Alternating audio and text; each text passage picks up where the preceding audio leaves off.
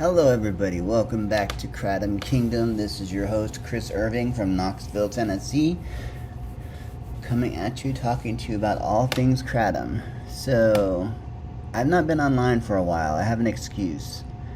A couple of days ago I went to my doctor's office and I had a seizure in the parking lot. So they called the ambulance and took me to the hospital. So I was in the hospital all day getting MRIs and CTs and all these brain scans and trying to find out if I'm epileptic or not. Turns out I'm not epileptic. I have reactions to antipsychotic medications that I shouldn't be taking. So what it does is it lowers my seizure threshold, and because I have a lesion in my brain already, I have seizures, and it's been fairly common throughout my recovery of the stroke, but they suck all the same. I mean, they hurt. See, if you have a grand mal seizure, they just hurt. It's like, I mean,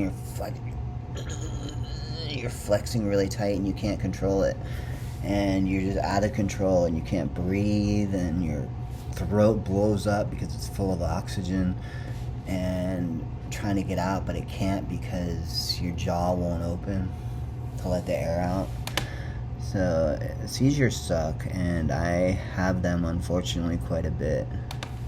So the last few days I have been going crazy with my kratom. I've been drinking probably 7 or 8 full cups of this with 5 grams of kratom in it, and that's a lot of kratom. I mean, it's so much kratom that there's still powder floating when I'm drinking it. And what it did was it made me feel really loose, really good. I felt like I was on a narcotic. I felt like I was flying. It was beautiful. And all the pain that I had from falling during my seizure, my bumped head and my ribs, when I fell on my ribs, all that pain went away. So I might have overconsumed kratom because I've only got a little bit left for this month, and I've got to save what I have for the whole month because I don't get paid until next month, and I have to pay some bills, so I have to wait until next month to get my kratom.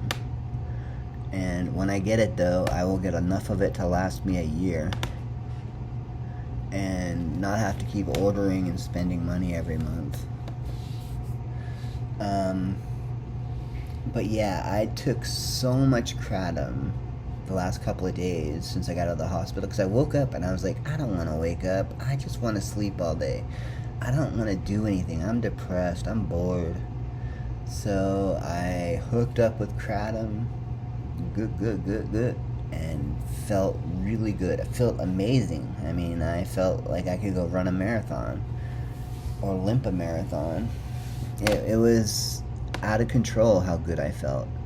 And I just kept drinking it, and then I started to notice I'm feeling this wild euphoria. Like I had just taken okay, here's a secret.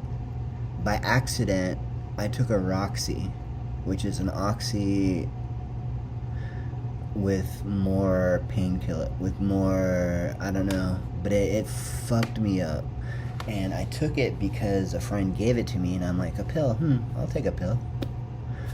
And all of a sudden I was blitzed out of my mind. I didn't like it. It was too out of control and too addictive. I mean, and I could have seen myself wanting those things all the time. $50 for 3 Roxys, it's not bad. And I would have been going crazy. I would have been spending $50 after $50 after $50 buying Roxys from this person. And I don't need it. I've got kratom. So instead of taking Roxys, I substituted it with kratom and felt just as good. I didn't feel the disassociation that you feel with narcotics, but I felt just as good. I felt like happy, pain-free, energetic, not shy, alive, and well. Kratom is an amazing herb. If if you take enough of it, it will make you feel high, like a narcotic. And I'm comparing it to the Roxy I had. The Roxy I had blew me away. I didn't realize I was going to get high off of it. I thought it was just like an oxycodone or something. And it sent me into outer space. And drinking 6 cups of Kratom also sent me to outer space, but in a very controlled way. I knew what I was doing. I was just sipping and paying my bills and cleaning my house and taking my shower and doing my normal stuff. I didn't shave again. I hate shaving. And if you look, I have a gray beard. That's because I'm old. But none of my hair is gray yet, which is, none of it's there anymore, but it's not gray, which is kind of cool. Believe it or not, I used to have jet black hair. Now it's brown. And now it's bald. So I bought this stupid shampoo that was supposed to grow your hair back. Waste of money. Why do I waste my money on shit like that? Because I hope it works, but it doesn't. It's said that it clears the top layer of your skin off so your hair follicles can poke out. It didn't do shit, but cost me a lot of money for shampoo. And I should shave every day, but I hate shaving. It hurts. I mean, scraping your face with a razor blade, I mean, how comfortable is that gonna be? It's not comfortable at all. But if I had something like fibromyalgia or MS, I would be consuming large quantities of Kratom because it can make the pain of fibromyalgia dissipate and go away. My cousin has fibromyalgia, and she drinks Kratom, and she doesn't have to take any other medication for it. I mean, she's A-okay. She runs around like everything's okay. So, and I have fibromyalgia, and I know it's very rare for a man to have fibromyalgia, but it is true. It can happen. It's just all my nerve endings feel like they're on fire. Everything aches, everything hurts. My head hurts, and my feet hurt, and my hands hurt. But drinking large quantities of Kratom cured that pain and made me feel like a normal, regular person.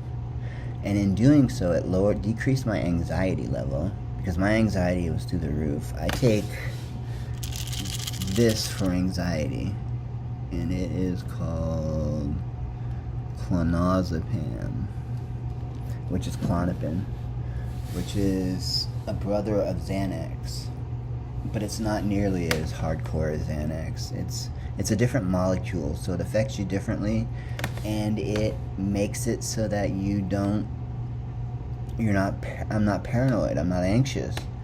It really works. But I'm cutting it down to 2 a day instead of 3 a day like I was supposed to be taking. I'm going to take 2 a day because Kratom takes care of the rest.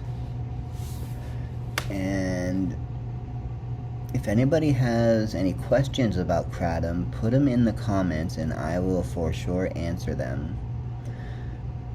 Not that I know every single thing about Kratom, but I know more than most people because I study it. I study it like it was a class in college. And so I'm getting new tattoos, and I'm going to get tattoos on my neck, I think. Is that a mistake? I want to get my entire neck all the way around done. And it's going to be a memorial tattoo from my best friend Anthony Cantu, who just died of a heart attack. And my dad, who I'm getting true love tattooed on my fingers, because my dad had it on his fingers, and as a little kid, I always thought it was the coolest thing. And they forbid me, no, you cannot, now that he's gone, he can't forbid me. So I'm going to put true and love on my finger, on my knuckles. And that's in memorial to my father, because I love him so much, and he was a badass. He did have an iron cross, which he swears it had nothing to do with neo-Nazism. He hung out with Mexicans in jail when he was in prison. He hung out with blacks and Mexicans, so it had nothing to do with that. It was just a free tattoo, I think, in jail. And I have the opportunity. I might even get a little upside down cross on my eye, under my eye right here, just a little cross. I don't know. I want to make something where I'm different than everybody else and not just disabled. And I want to be intimidating. So tattoos definitely intimidate people. And I was talking to this girl, and I had a jacket on, so you couldn't see my tattoos or anything. And we were talking, and blah, blah, blah. And then we started talking blah, blah, blah, blah, blah, blah, blah. And then she said, yeah, I really like guys with tattoos. And so I was like this? And I took off my jacket, and she, like, went, and she was genuinely shocked and intrigued by me. And we have a date now. It's pretty cool. All because I have tattoos. If I didn't have tattoos, I'd be a boring-ass 50-year-old man. But I do, and I'm going to.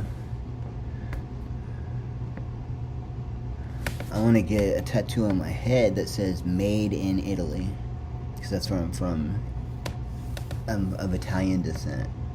Grandazzo is my mom's maiden name. And then she married a French guy, Chifflet.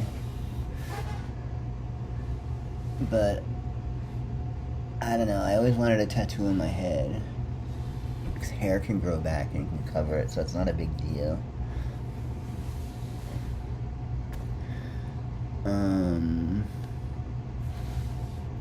So I think that's basically all I've got for this vlog. If you have any questions, please put them in the comments and I will make sure to answer them below.